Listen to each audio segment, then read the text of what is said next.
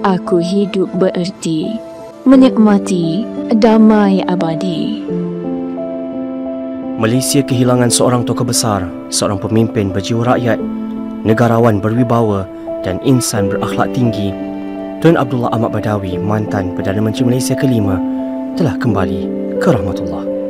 Dikenali dengan panggilan mesra Pak Lah, beliau memimpin negara dari tahun 2003 hingga 2009. Dalam kepimpinannya, beliau memperkenalkan gagasan Islam Hadari, satu pendekatan progresif dalam pentadbiran yang mementingkan keseimbangan antara pembangunan dan nilai spiritual. Ini bermakna masing-masing meningkatkan keupayaan dan kecekapan untuk melaksanakan tugas yang diamanahkan kepada semua yang terlibat. Sebagai pemimpin, beliau tenang, bersederhana dan mendengar. Sebagai insan, beliau tawaduk dan penuh kasih sayang.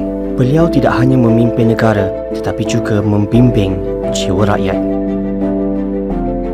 Sebagai pengerusi Institut Kefahaman Islam Malaysia IKIM, Tun Abdullah Ahmad Badawi memainkan peranan penting dalam memperkukuh suara Islam yang sederhana, inklusif dan berpaksikan ilmu.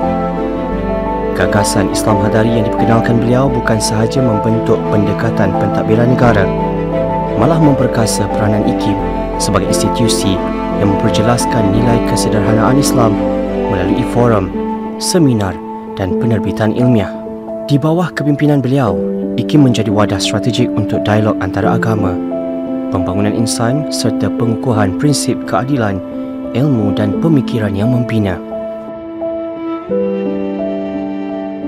Rakyat dari seluruh pelosok negara berkumpul untuk memberikan penghormatan terakhir. Almarhum sebagai seorang negarawan ulung yang mempunyai akhlak yang baik, menunjukkan tauladan yang terbaik. Bagaimana beliau meninggalkan legasi sumbangan yang begitu signifikan kepada rakyat Malaysia dan juga di peringkat antarabangsa. Saya secara peribadi sangat mengagumi syahsiah dan juga ketokohan almarhum. Marilah kita bersama-sama mendoakan agar almarhum dirahmati oleh Allah SWT dan rohnya ditempatkan di kalangan para salihin. Wakil IKIM kita mengucapkan takziah kepada keluarga Allahyarham Tun Abdullah Ahmad Badawi, Perdana Menteri kelima.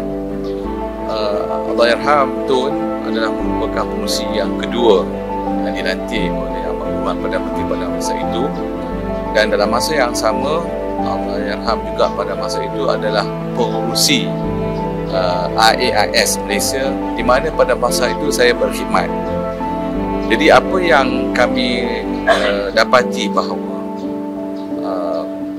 Allahyarham Tun ni dia nak membawa apa yang digagaskan itu Islam Hadari dalam pelbagai institusi. Dia menggabungkan ke pelbagai institusi untuk membawa Islam Hadari itu bukan saja di peringkat di Malaysia maupun di dunia, di peringkat antarabangsa. Upacara persemadian dilakukan penuh istiadat dalam suasana yang syahdu dan penuh rasa kehilangan.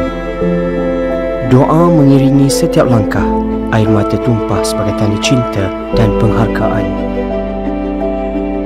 Al-Fatihah buat Tun Abdullah Ahmad Badawi, negarawan ulung dan bapa pembangunan modal insan.